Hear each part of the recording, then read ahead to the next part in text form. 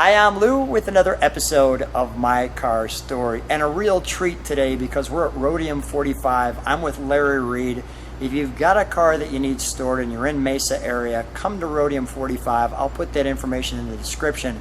But today we're featuring one of Larry's personal cars. Larry, what year, make, and model is this one? Lou, this is a 1954 Nash Healey Le Mans car, purpose-built for Le Mans racing. Let's go right to our featured attraction.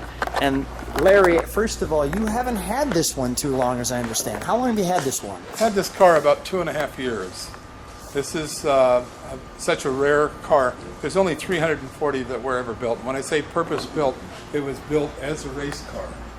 It was a combination between Healey, who was an Air Force pilot and became a race car driver, and Kelvinator Appliance, which made the Nash car. Is that right? Because it looks like, I mean, the Nashes back in that time frame look like they have, refrigerators is when you think of it. I love the hood scoop there. Look at the line as we go from there. The offset taillights. Let's take a look at this car from the side.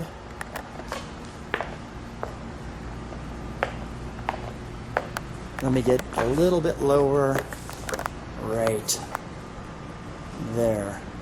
This is a car that I've seen in pictures. I've only seen it one other time in the wild, so to speak. And today, I know that one of the guys who works with us, Hayden, is going to give us a ride in this one. Why this car of all the cars in the world did you have to have this one, Larry? Well, it's such a unique car. And remember, the Nash was not a very popular car.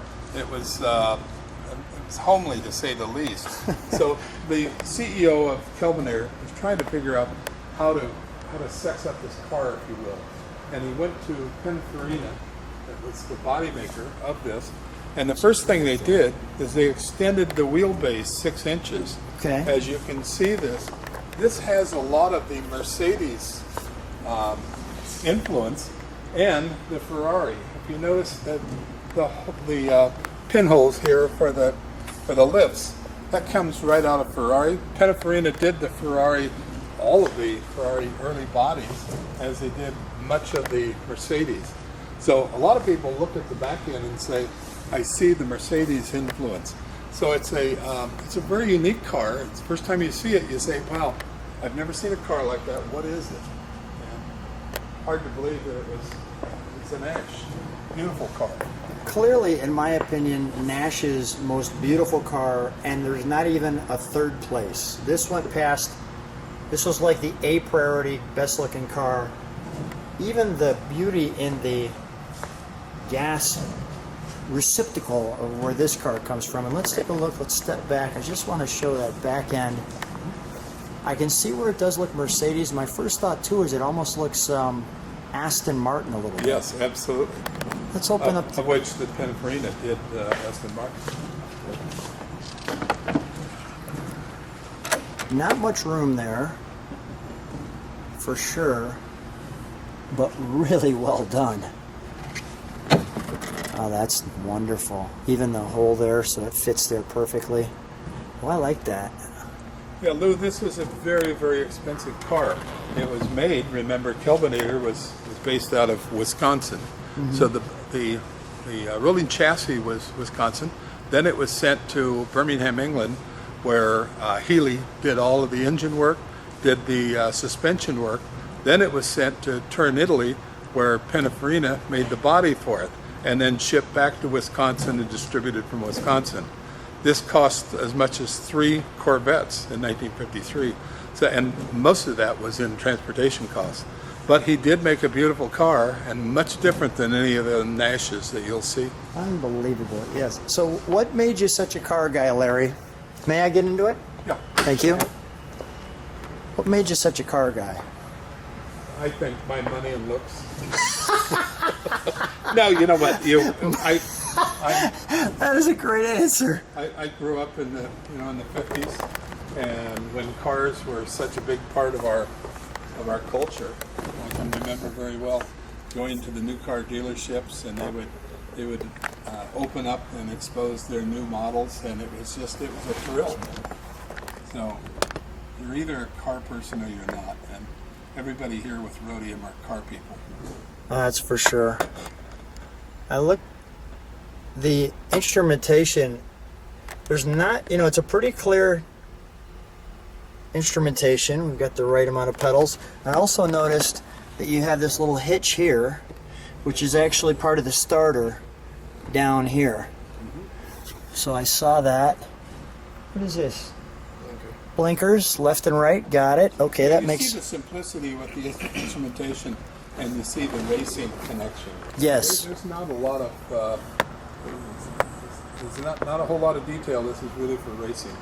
This car, if you notice, the speedometer goes to 140 miles an hour. I will. And remember, this is 1950. This happens to be 1954. I also have the convertible. It's 1953. So we have our tack here. Oh yeah. These gauges look like a Swiss watch. Really good. Now we'll take a look at the under here.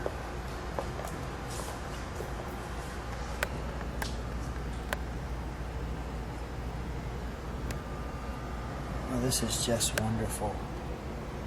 And you see the Le Mans dual jet with the dual side draft carburetors. And these are specific engines. The block came from Nash, but that was about it. Different cam and the whole thing. Purely a race car. You see the oil filter with the honey? Looks like the beehive just below you. Let me get to that. Very unique. I've never seen one like that. Now that's tremendous. You know, such an interesting the way they have the spark plugs deep into the valve head like that too. Typical of racing. I love featuring all. This may be some of the first times you get to see some of these too. The camera will pull this out. I can't actually see that with the naked eye in this light, but the camera will pull it out. Oh, good. Just absolutely glorious. The straight six. Hayden, would you be kind enough to fire it for me? Do you have to do anything special to fire it? Nope, just like you said, the starter's under here underneath the clutch. Right amount of pedals? Give it a little bit of gas.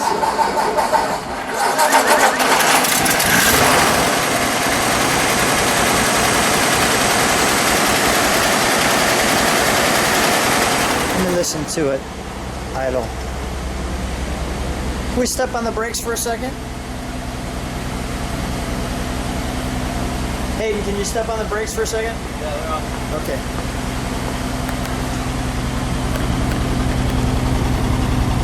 Super smooth. Give it one rev.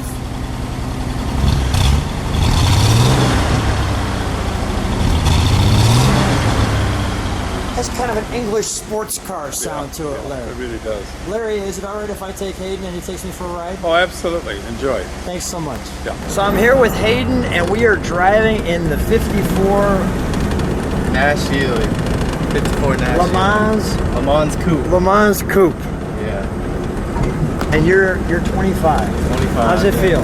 Feels great, man. It's a nice car. Yeah, I'm having fun. This is good stuff. We'll just show you where we're at. We're out here in Arizona, and really kind of bare bones on the instrumentation. I mean, we're not, you know, there's no. This car was built for racing, I guess, and we're just getting a chance to take it out. It sounds solid. Yeah, these both of them have been restored, so they're super clean. You can drive them anywhere as far as you want. Yeah. Now I'm seeing you've got a short throw shifter here. Yeah, it's real tiny down here, kind of under your leg.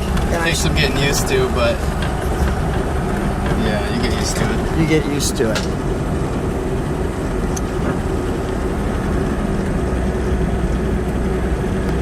It's got a very mechanical feel, right? It doesn't have yeah, there's no power steering, none of that new stuff. You just kind of feel the car, drive the car, and it goes, man. Do you have other guys your age getting into cars? Not these, no. I'm the only one that drives Larry's cars. This is it. Me and my brother. Me and you. Yeah, yeah. Yeah, you're one of the lucky few. The big banjo for the front of that. Yeah. Well, this is great. What a treat. Hayden, thanks so much for taking me out in Larry's car. This is really an unbelievable treat. Thanks so much. Thanks for being on my car story too. Of course, no problem.